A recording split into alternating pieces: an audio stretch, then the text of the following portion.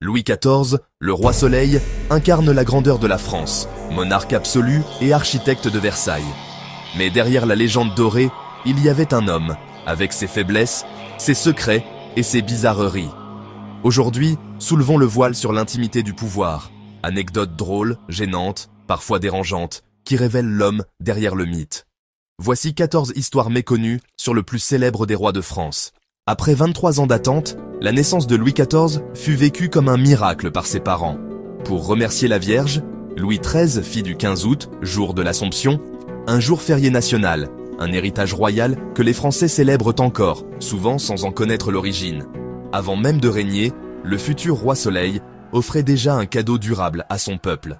À 14 ans, Louis XIV reçut une initiation sexuelle, organisée par sa propre mère, Anne d'Autriche. Pour s'assurer de la future descendance, une dame de compagnie expérimentée fut chargée de cette leçon très particulière.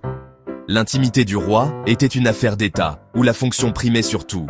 Une pression immense pour un adolescent, révélatrice des mœurs de l'époque. À 20 ans, Louis XIV frôle la mort à cause d'une fièvre typhoïde et de traitements médicaux brutaux. Il survit, mais perd presque tous ses cheveux, un drame pour l'image du jeune roi. Sa solution ? La perruque, qui devient la mode incontournable de la cour et un symbole de pouvoir. Louis transforme sa faiblesse en tendance, imposant son style à toute l'Europe. Louis XIV crée la ménagerie de Versailles, un zoo avant l'heure, pour exposer des animaux exotiques venus du monde entier. Autruches, éléphants, tigres, chaque bête est un trophée diplomatique et un spectacle de puissance. La ménagerie devient un outil politique, vitrine de la domination du roi sur la nature.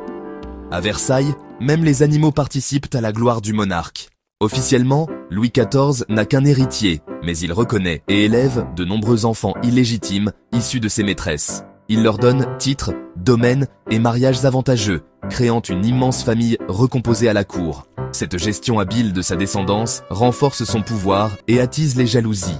Le roi Soleil règne aussi sur un véritable système solaire familial.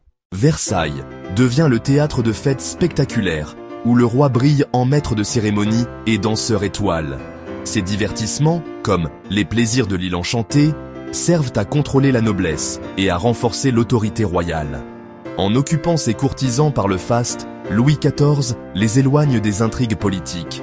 Chaque bal, chaque feu d'artifice est un acte de pouvoir. Louis XIV est un roi pieux, assistant chaque jour à la messe, convaincu de sa mission divine. Mais il mène aussi une vie amoureuse tumultueuse, affichant ses maîtresses à la cour. Cette dualité entre foi et plaisir terrestre façonne son règne et fascine l'Europe. Plus tard, sous l'influence de Madame de Maintenon, il se tourne vers une piété plus austère. Passionné de danse et de théâtre, Louis XIV se produit lui-même dans des ballets, incarnant le soleil et l'ordre monarchique. Il protège Molière et Lully, faisant de Versailles un centre artistique majeur. Le roi utilise l'art pour affirmer sa puissance et façonner son image. Un monarque qui règne autant par la scène que par l'épée, derrière l'apparat. Louis XIV souffre de graves problèmes dentaires. Extraction, raté, infection, haleine fétide. Il ne peut plus mâcher, doit se nourrir de bouillon et subit des interventions douloureuses. Même le plus grand roi d'Europe n'échappe pas aux misères du corps. Sous les perruques et les parfums, un homme vieillissant lutte contre la douleur. À Versailles, l'intimité du roi est un spectacle public, jusqu'à ses besoins naturels.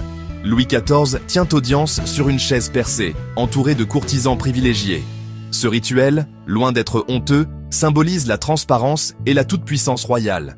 Le corps du roi appartient à l'État, jusque dans ses moments les plus triviaux. En 1686, Louis XIV subit une opération risquée pour soigner une fistule anale, un succès qui soulage tout le royaume. Une chanson de remerciement, Grand Dieu sauve le roi, aurait été composée pour l'occasion. Selon la légende, cette mélodie inspirera plus tard l'hymne britannique God Save the King. Quand la santé d'un roi français influence la musique d'une nation rivale, à sa mort, le cœur de Louis XIV est embaumé et devient une relique. Après la Révolution, il finit entre les mains de collectionneurs, puis broyé pour fabriquer un pigment de peinture, le brun momie. Ainsi, le cœur du roi Soleil se dissout littéralement sur la palette des artistes. Une fin inattendue pour le plus grand roi de France.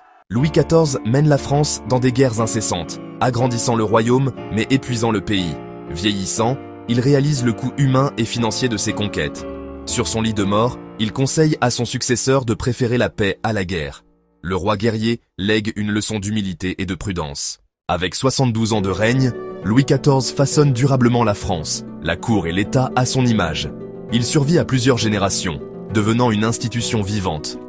Mais cette longévité l'isole, et le royaume finit épuisé par ses ambitions.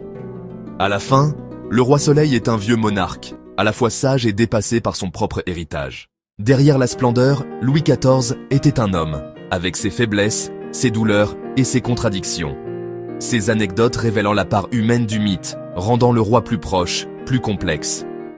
L'histoire, ce sont aussi des histoires personnelles, drôles ou tragiques, qui éclairent toute une époque. Abonne-toi à Chroniques Cachées pour d'autres secrets et bizarreries historiques.